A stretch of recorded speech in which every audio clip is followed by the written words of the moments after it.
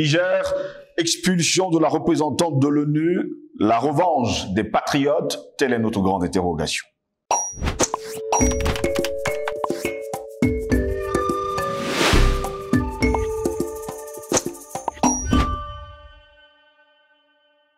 C'est toujours un plaisir de vous retrouver sur Panafricaniste TV. Mesdames, messieurs, bonjour, bienvenue à toutes et à tous à cette édition de Parole panafricaniste.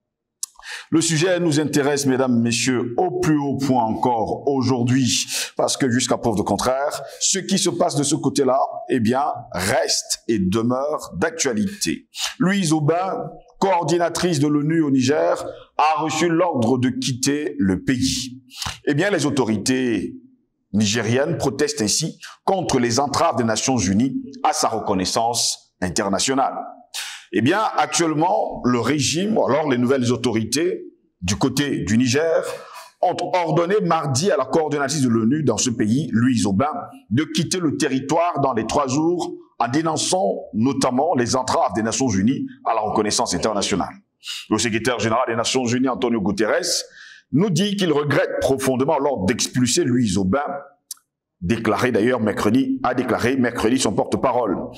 Cette expulsion, dit-il, va entraver les capacités de l'ONU à accomplir son mandat et perturber le travail essentiel au Niger, où 4,3 millions de personnes ont besoin d'aide humanitaire, a insisté Stéphane Dujarric, ajoutant que cet ordre était contraire aux règles internationales applicables aux représentants des Nations Unies. Une question cependant. Que faisait justement cette dame dans ce pays? Quel était d'ailleurs son mot d'ordre? Quelle était sa mission? Et lui avait-on dit que les Nigériens devaient seulement vivre de l'aide humanitaire? La décision, il faut le dire comme ça, des nouvelles autorités a été prise le lendemain de l'annonce par les États-Unis de la suppression de quelques 500 millions de dollars d'aide économique au Niger, et alors que la France commence à retirer ses soldats du pays à la demande, on va le dire, des autorités au pouvoir depuis le 26 juillet dernier. Même si on nous fait savoir d'ailleurs que du côté du Niger, 2000 de ces soldats français sont dans la nature, ils ont disparu. Le gouvernement décide d'ordonner à l'ambassadeur coordonnateur résident du système des Nations Unies, son Excellence, Madame Louise Aubin, de prendre toutes les dispositions utiles pour quitter Niamey sous 72 heures, a écrit le ministère nigérien des Affaires étrangères dans un communiqué daté du mardi. Louise Aubin, de nationalité canadienne, avait été nommée à ce poste en janvier 2021. Le pouvoir nigérien a motivé sa décision par des entraves mises, selon lui, par le secrétaire général de l'ONU, Antonio Guterres, en vue de contrarier la participation pleine et entière du Niger à la 78e générale de l'organisation qui a eu lieu en septembre à New York. Eh bien, aujourd'hui, les autorités au pouvoir y avaient envoyé leur nouveau ministre des Affaires étrangères, Bakary Yaoub Sangaré, qui était, avant le coup d'État du 26 juillet, le représentant du pays à l'ONU. Celui-ci n'avait pas pris la parole lors de l'Assemblée générale.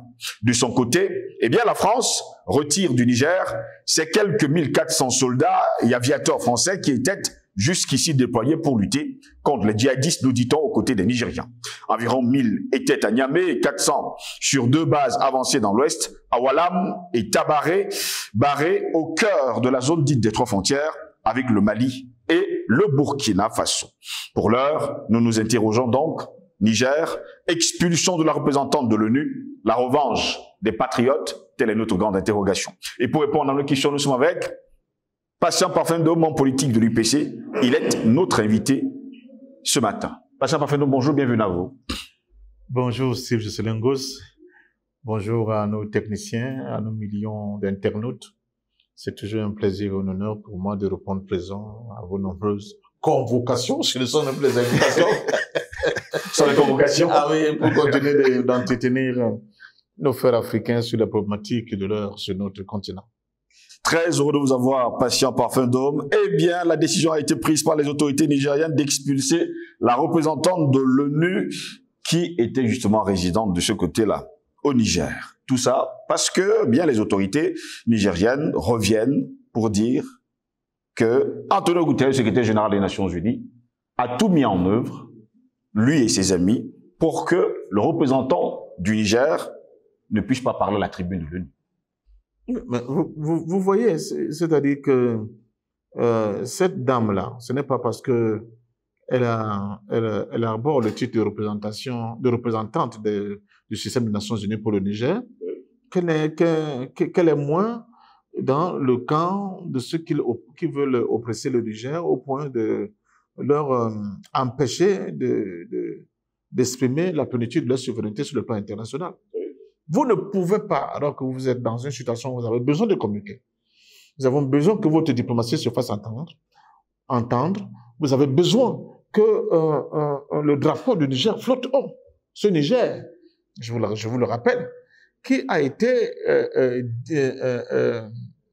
déni de sa souveraineté par la France, qui ne reconnaissait pas les autorités actuelles. Ce Niger dont un ensemble d'obstructions par le groupe impérialiste et la France en premier ont été mis en œuvre pour les empêcher de pouvoir s'exprimer. Ce Niger à qui on a nié même la légitimité de son gouvernement actuel de pouvoir conduire aux destinées de son peuple. Et c'est ce Niger qui veut, du haut de la tribune de l'ONU, qui consacre dans l'un de ses articles le sacré saint principe du droit des peuples à disposer d'eux-mêmes, qui se propose de s'exprimer pour expliquer au monde entier ce qui se passe actuellement au Niger. Et patatras, quand on constate, il y a une obstruction terrible de la part de M. Guterres de l'ONU, donc forcément de sa représentante au Niger, en disant ceux qui vont aller parler là-bas au nom prétendument du Niger ne sont pas légitimes pour le faire. Mais qui est M. Guterres? Qui est cette dame pour pouvoir prendre une décision pareille? Donc, elle n'est plus venue en amie pour aider le Niger à pouvoir se développer, à coordonner les programmes de l'ONU au Niger. C'est justement, elle est dans le camp de l'oppression vis-à-vis du peuple nigérien. Elle n'avait plus rien à faire au Niger.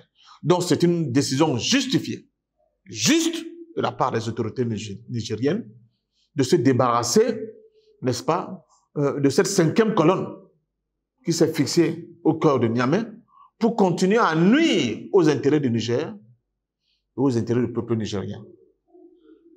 Donc je crois que, et c'est à ce moment qu'on peut questionner,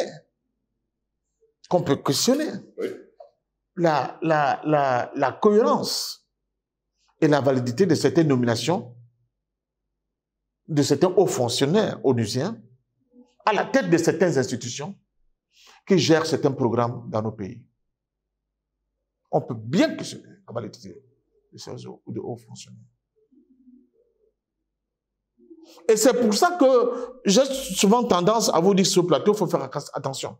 Les gens qui viennent d'extérieur, là, dans les ambassades, dans les structures onusiennes, dans vos ONG, les représentants de telle ONG dans vos pays, attention.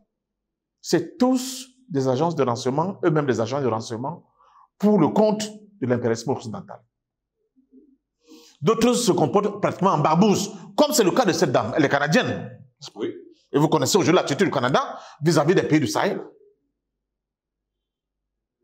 Donc, il ne faut pas que parce que les gens qui sont à la lisière de ce combat que nous menons peuvent commencer à voir, mais eux aussi, ils veulent créer des problèmes avec tout le monde. Ils ont des problèmes avec la France. Mais ils veulent aussi avoir des problèmes avec l'ONU. Non! Non. Cette ONU-là, si c'est ça l'ONU, c'est l'ONU pourrie. Avec des fonctionnaires qui ne sont rien d'autre que je pèse, mais moi, des espèces de raclures de bidet. Il faut les évacuer. Cette décision a fait œuvre hygiénique, je dis bien. La décision du Niger a fait œuvre hygiénique pour débarrasser l'espace nigérien, n'est-ce pas, de toutes ces espèces de vauriens, d'espèces de petits mercenaires à la solde de l'impérialisme, pour nuire aux intérêts du Niger. Donc c'était tout à fait légitime, c'était tout à fait légal, c'était tout à fait juste, n'est-ce pas, de faire partie de cette dame-là. Est-ce la revanche des patriotes? Ce n'est pas une revanche, c'est une question de bon sens. Ne croyez pas qu'on est dans la réciprocité? Non, c'est une question de bon sens. Cette dame n'est pas là pour coordonner une quelconque activité de l'ONU au Niger. Non. C'est une barbouze qui entrave la marche en avant du Niger. C'est la vérité. C'est ça qui est la vérité. Donc, je crois que, je continue de le dire, certains nous disent, oui, mais parfois il faut comprendre qu'en politique comme en diplomatie, il faut aller doucement, parce que le Niger, mais non, mais celle-là, elle est très dangereuse. Et après, c'est elle qui va pondre des rapports pour dire comment l'armée nigérienne, n'est-ce pas, tue les civils, dans les problèmes des droits de l'homme, et ces rapports seront lus à l'ONU, alors qu'on ne donne pas la possibilité à l'État du Niger pour expliquer la nouvelle donne au sein de ce pays. Surtout avec cette violence, cet antagonisme violent qui l'oppose à la France aujourd'hui. Vous avez parlé des soldats français. Le Niger a pondu un communiqué en disant on va les accompagner, on va accompagner, vous dites 1500, d'autres pas de 3500, personne n'a même le chiffre exact. Vous voyez comment les babous sont. Jusqu'à la frontière tchadienne, non, c'est le Tchad qui a pondu le communiqué. Nous allons après, dès qu'on dit jusqu'à la frontière camerounaise et de la frontière camerounaise, ils vont partir par le port de Douala. Je pose une question. Qui connaît la quantité exacte des soldats, soi-disant français, qui vont transiter par le Tchad et le Cameroun pour repartir en Europe? Qui connaît les effectifs? Qui connaît? Deuxième question. La qualité de ceux qui feront partie de cette escorte. Parce que qu'est-ce qu'on peut faire? Dans les bases que vous voyez là, il n'y a pas que des forces d'actifs. Il y a des cuisiniers, il y a des techniciens de surface. Si c'est eux qu'on met dans le gros, on vous fait dire que voici les soldats français qui sont en train de partir. Alors que les véritables forces spéciales, on les a introduits de gauche à droite, à l'intérieur du Niger, comme des cellules dormantes, pour s'attaquer au Niger, au Tchad et au Cameroun après. Qui contrôle ça? On vous dit on va les accompagner comme escorte. Mais ça suffit? Ça ne suffit pas à mes yeux, monsieur Ngos. À mes yeux, ça ne suffit pas. On ne connaît pas la quantité. L'effectif, ils sont combien? Personne ne sait. Et la qualité, c'est qui? Qui est qui? Si vous allez vérifier, vous allez être étonné de que c'était des chauffeurs de camions. Alors que les véritables forces spéciales de ce contingent, excusez-moi, français, ils sont restés sur place. D'autres vont rester au niveau de la base Barkhane de N'Djamena et ils seront réinfiltrés doucement dans l'espace nigérien avec cette longue frontière qui est plus que poreuse entre le Niger et le Tchad. Qui contrôle quoi? D'où une exigence pour le Niger, j'ai dit que c'est radical. Il faut vraiment qu'il signe les accords avec quelqu'un qui est capable de donner des renseignements à partir de l'espace sur le territoire. Il n'y a que la Russie pour le faire aujourd'hui. Ce n'est pas le moment des atermoiements. C'est le moment d'aller au vif du sujet. Je mets ma main au feu. La France ne va pas rapatrier ces véritables mercenaires qui sont capables de créer le chaos au Niger. Jamais. Ils ne vont pas le faire. Il n'y a aucune lisibilité, aucune visibilité sur cette opération-là. Personne ne le sait. On vous donne des chiffres comme ça. On nous dit ils sont 1500 hommes. Maintenant, on nous dit ils sont 3000. On nous dit ils sont 3500. Après, on nous dit même que d'autres ont disparu en cours de route. C'est quoi ça? Donc, moi, je reviens sur ce que je vous dis. La France ne partira pas de l'Afrique s'il n'y a pas une confrontation armée. Vous nous débarrassez de ces gens-là totalement. Partir de l'Afrique, pour eux, c'est signer leur arrêt de mort. Économiquement parlant, diplomatiquement parlant et politiquement parlant. C'est pas possible. Donc, le Tchad peut prendre des communiqués d'abord, et il a une situation en interne qui n'est pas du tout enviable. On voit ce qui se passe actuellement au Tchad. Mais aussi pour essayer de rassurer la communauté internationale et endormir les Africains que ne vous en faites pas, nous sommes en train de les convoyer sur notre escorte, notre sécurité vers le port de Douala. Mais on a demandé ça au Tchad de faire ça. On leur demande de nous dire qui entre dans ces frontières à partir du Niger. Ces soldats français-là, c'est qui? Il y a combien d'artilleurs dedans? Combien de forces spéciales? Combien de commandos? C'est ce qu'on nous demande. Mais ça, on va vous mettre des cuisiniers. On va vous mettre les techniciens de surface, des chauffeurs. Et c'est eux que vous allez voir avec les forces tenues militaires françaises en train de partir à Douala. Ça sert à quoi? Les vraies forces qui vont s'aimer le chaos là-bas sont restées. Et même pour le Cameroun, ça me pose un autre problème. C'est le Tchad qui doit maintenant nous informer que les barbouzes français vont traverser notre territoire. Le Cameroun n'informe pas le Camerounais. Ils n'ont pas cette obligation. J'en appelle donc aux populations camerounaises d'être vigilants. Quand cette opération sera déclenchée et que ces bandits armés vont traverser notre sol, soyez vigilants à midi comme à minuit. Parce que les gens derrière pensent qu'ils sont tranquilles. Mais moi, j'ai écouté Alain Juillet, l'un des patrons de renseignement français, il dit qu'il y aura un coup d'État à Yaoundé. Ce n'est pas moi qui parle, c'est Alain Juillet. Vous n'avez pas vu la vidéo? Ou quand ces gens parlent comme ça, c'est pour rigoler. Une bande de barbouzes comme ça va traverser le Cameroun de l'extrême nord, du nord au sud. Et vous n'informez pas les Camerounais. Pour vous, le Cameroun ne compte pas. Le peuple camerounais n'est pas comptable de sa propre sécurité et même de la vôtre. Il faut faire attention avec ces choses-là, Steve Jocelyn-Ngoz. Et il y a mieux. Ces forces qui partent du Niger, d'autres peuvent être redéployées vers la frontière entre le Tchad et la République centrafricaine. Il n'y a pas que le Soudan, il n'y a pas que les deux extrémités qui ont pris feu. L'Afrique de l'Ouest, dans la bande sahélo-sahélienne, l'extrême ouest et l'extrême est, avec le Soudan, comme on voit aujourd'hui, même le centre, ils vont mettre le feu là. Si on ne fait pas attention, le feu va prendre là. Donc, j'ai dit à nos États, arrêtez d'être des fish-balls comme ça. Ayez un peu de couilles, excusez-moi l'expression. Exigez qu'on vous montre la liste nominative de ces individus qui vont traverser nos territoires avec leurs compétences.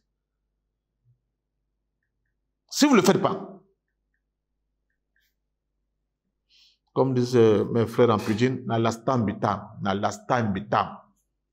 Revenons justement sur le cas du Niger avec l'expulsion de cette coordinatrice de l'ONU. Il faut quand même préciser que, en septembre dernier, du côté de l'ONU, lors de cette 78e Assemblée Générale de l'ONU, il s'est passé des choses de ce côté-là. La France connaissait certains membres du gouvernement nigérien. Pendant ce temps, les autorités en place au Niger reconnaissaient un ministre qu'ils avaient envoyé. Là encore, c'était l'imbroglio total.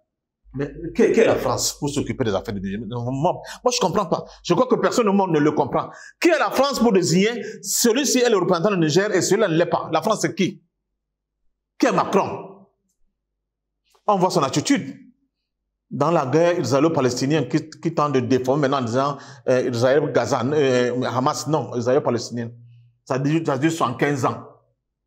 Ils sont où? La force là, ils ne peuvent pas les envoyer là-bas pour sauver les petits Gazaouis. Il n'y a que nous les Africains qui aiment beaucoup.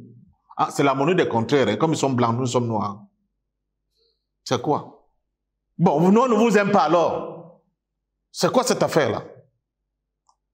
Je dis que Macron est qui? La diplomatie française, c'est qui? Pour dire que lui, celui-là, il est le représentant du Niger et l'autre ne l'est pas. Qui sont-ils? Et maintenant, au niveau de l'ONU, là, vous voyez le rôle de cette représentante qu'on a chassée là, c'est elle qui devait servir de courroie en disant, oui, j'ai reçu, n'est-ce pas, une adresse du peuple de l'État nigérien et qui me dit que quel représentant envoyé par eux va siéger, n'est-ce pas, à cette assemblée-là et prendra la parole. Pourquoi elle n'a pas pu le faire? Elle est complice de ceux qui veulent détruire le Niger. Elle est complice. Bon, je me demande, j'espère qu'elle a un époux. Sinon, ne vous étonnez pas qu'elle soit bilingue. Donc, voilà les gens. Donc, après, on va commencer à dire que vous êtes des radicaux, vous êtes trop violents. Où est la violence dedans? Quelqu'un vient avec le sabre pour te trancher le cou et tu commences à dire que non, c'est un bouquet de fleurs. Ça se voit, non? Donc, c'est ça. Le Niger a totalement raison. L'ONU a échoué comme elle échoue sur la question palestinienne. C'est un échec de l'ONU. Monsieur Guterres, c'est un pion. C'est un mercenaire de l'impérialisme occidental. Et nous le savons. C'est même parce qu'il était dans l'international socialiste, on sait ce que c'est l'international socialiste aujourd'hui. C'est eux qui ont abandonné Gbagbo. Hein. Ils étaient les premiers, monsieur Hollande. Patron de l'international socialiste français, donc du Parti socialiste français, Hollande. Il dit Gbagbo est infréquentable. Hollande. Le Parti socialiste doit tenir le dos. L'international socialiste a été incapable de prendre position pour Gbagbo, qui était sur le point d'être assassiné par M. Sarkozy. C'est ça l'international socialiste. Des traîtres nés sous le flagrant prétexte de remplacer le communisme et de tout faire pour jeter de l'opprobre sur ce qu'ils appellent le communisme. Voilà les enfants qui meurent à Gaza. Hier, j'avais encore, c'était plus de 1000 gamins, de moins de 10 ans assassinés. L'ONU est où? Vous avez entendu parler de l'ONU là? Ils ont envoyé les casques bleus là-bas quand? Mais il y a un poste vacant là-bas, madame. Déplacez cette dame là-bas pour Gaza, on va voir. Si Israël ne va pas la tenir par je ne sais pas quoi, il peut la jeter à la mer.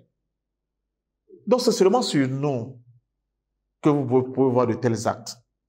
Et où est l'Union africaine? Hein, monsieur Moussa Faki Mahamat, quand on interdit à la diplomatie d'un pays africain de s'exprimer de haut la tribune de l'ONU, l'Union africaine dit quoi?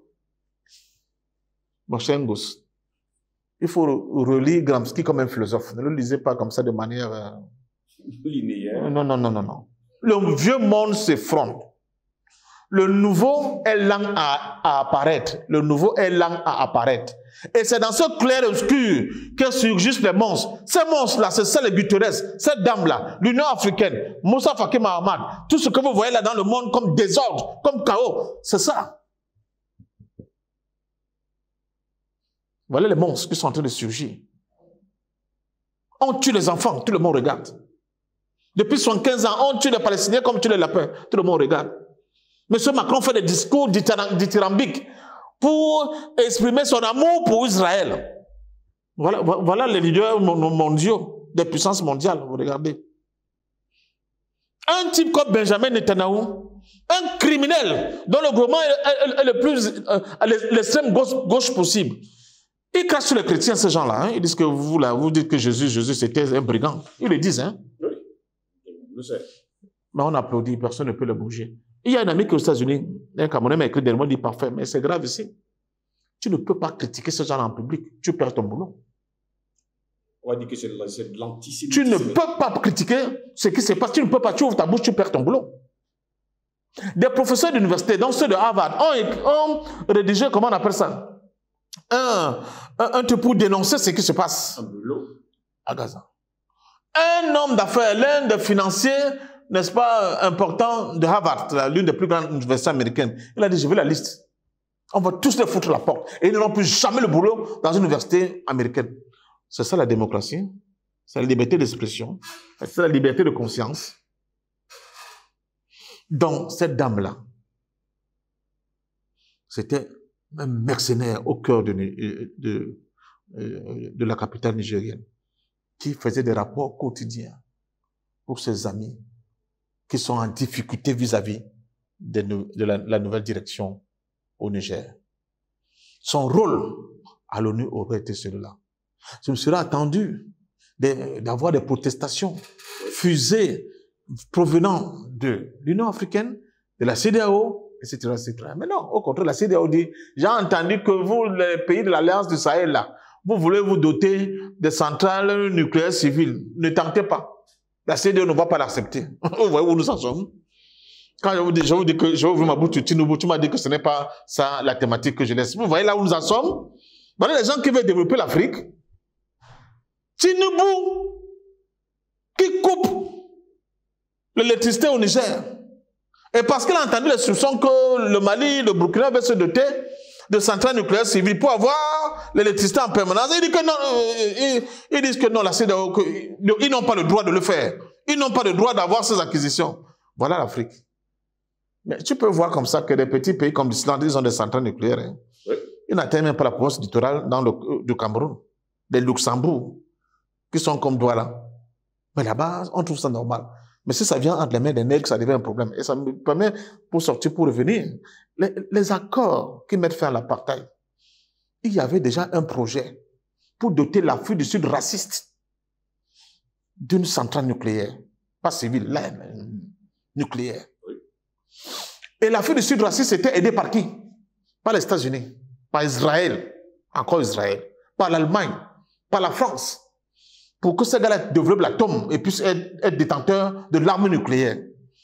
Pour sortir de l'apartheid, l'une des clauses qu'ils ont exigées à Mandela, c'est que si on va démanteler ce programme.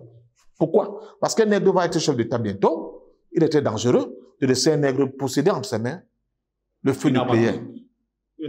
Et c'est ça que les Tinubu reproduisent pour un truc à zéro, essentiellement pour donner l'électricité aux Nigériens, aux Burkinabés et aux Maliens. Il dit que non, vous ne devez pas avoir ça. Lui-même, Tinubu, première puissance économique africaine, dit-on, le Nigeria. Les gens, comment dire ça, s'éclairent là-bas avec les groupes électrogènes. Il n'a pas honte. Voilà pourquoi il faut changer de partenaire, papa. Voilà pourquoi le monde multipolaire, l'indépendance, la souveraineté est importante. Parce que ça vous permet de choisir en fonction des axes de développement que vous avez choisis, les partenaires qui sont les mieux disants et ceux qui vont permettre d'aller très vite. C'est tout. Le Niger est-il sur les pas du Burkina Faso et surtout du Mali, pour sortir rapidement en quelques secondes? C'est mon souhait qu'il soit. Mais les décisions que le Niger prend depuis un certain temps nous mettent vraiment de baume au cœur. Nous espérons qu'ils vont renforcer, n'est-ce pas, leurs liens, ces trois pays-là, et qui vont finir par concevoir, par Le Liptako-Gourma. le Liptako-Gourma, cet accord, cette charte, et qui vont finir par concevoir, par créer, n'est-ce pas, un rêve trilogique de puissance. Nous l'espérons vivement. Merci à vous, Patient Parfait, nous avons répondu à nos questions. C'est moi qui vous dis merci, et c'est de dire à nos amis, les institutions de l'ONU ne sont pas neutres. Les histoires de droits de l'homme ne sont pas neutres. Vos ONG là, c'est pas neutre. Regardez même le financement. Vous serez très étonnés. Les fonctionnaires internationaux et les ambassades, surtout occidentales, dans nos pays, ce ne sont pas des garçons qui viennent apprendre à jouer au football avec vous. C'est tous des mercenaires qui pondent des rapports pratiquement au quotidien pour leur direction des renseignements. Et c'est la base de ces rapports que ces gens-là se disent dans tel axe. Comme c'est le cas aujourd'hui, c'est un ami qui vit aux États-Unis qui m'a dit, mais parfait, on recrute les Africains, pas les Noirs américains, les Africains. On les met dans un camp militaire dans un désert, le camp de Texas, et on leur donne tout. Et les sociologues les observent, comment ils se comportent face à la joie, à la difficulté. Et en fonction de ça, ils vont préparer des programmes pour venir nous anéantir. Voilà où les autres en sont. Nous en sommes à interdire aux petits Burkina et au Mali de se doter de l'électricité à moindre coût. Voilà l'élite mondialisée africaine, n'est-ce pas? Les gens qui dansent, aujourd'hui c'est mon tour, cette fois-ci c'est mon tour, je suis riche, etc., parce que j'ai des jets privés. Voilà l'Afrique. Et cette Afrique-là, elle est dans le deuxième segment. C'est dans ce clair-obscur que surgissent les monstres. Ce sont ça. C'est ça. Merci à vous, mesdames, messieurs, de nous avoir suivis. Restez sur Panafricaniste TV. L'information est en continu sur notre chaîne. Bonne journée à toutes et à tous.